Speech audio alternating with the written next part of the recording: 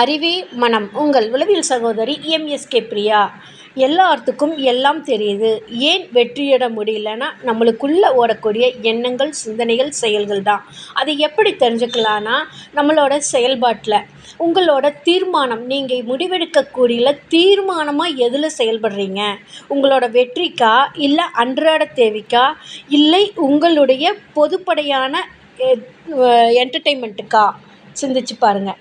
ஒழுக்கம் அப்படிங்கிற பேரில் ரொம்ப பர்ஃபெக்ஷனுங்கிற பேரில் எல்லாத்தையுமே தட்டி கழிச்சிட்டு பொறுப்புகளை விட்டு ஒதுங்கிட்டு நீங்கள் நினச்சது மட்டுமே செயல்பட்டுக்கிட்டு இருக்கிறீங்களா?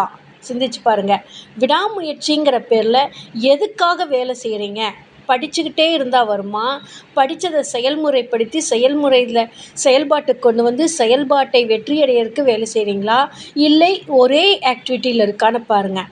அடுத்தது நேர்மைங்கிற பேரில், அதாவது ரொம்ப பர்ஃபெக்ஷன் அப்படிங்கிற பேரில் எல்லாத்தையுமே அந்த வளைவு நெளிவு தெரியாமல் இப்படித்தான்னு சொல்லி போயிட்டு உங்களால் மற்றவங்களும் டிஸ்டர்ப் ஆகிக்கிறாங்களா, மற்றவங்களால நீங்களும் டிஸ்டர்ப் ஆகிக்கிறீங்களா?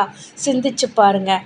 அடுத்தது உற்பத்தி திறன். உங்ககிட்ட இருந்து நீங்கள் படிக்கக்கூடியது, படிப்பில் இருந்தது, அதை ப்ரொடக்டிவிட்டியாக உங்களுக்கு வெளியில் வருதா? அப்படி வரலைன்னா நீங்கள் இது வரைக்கும் படித்தது ஒன்றுமே உங்களுக்கு வேஸ்ட்டு, பயனற்றதாக இருக்கும்.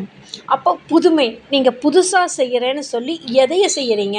இருக்கிற காசை விரயம் பண்ணுறீங்களா? இல்லை புதுமைங்கிற பேரில் ஆடம்பரத்துக்கு போகிறீங்களா? இல்லை புதுமைங்கிற பேரில் ஏதாவது க்ரியேட் பண்ணுறக்கு காலத்தை நேரத்தை கடந்துக்கிட்டு இருக்கிறீங்களா?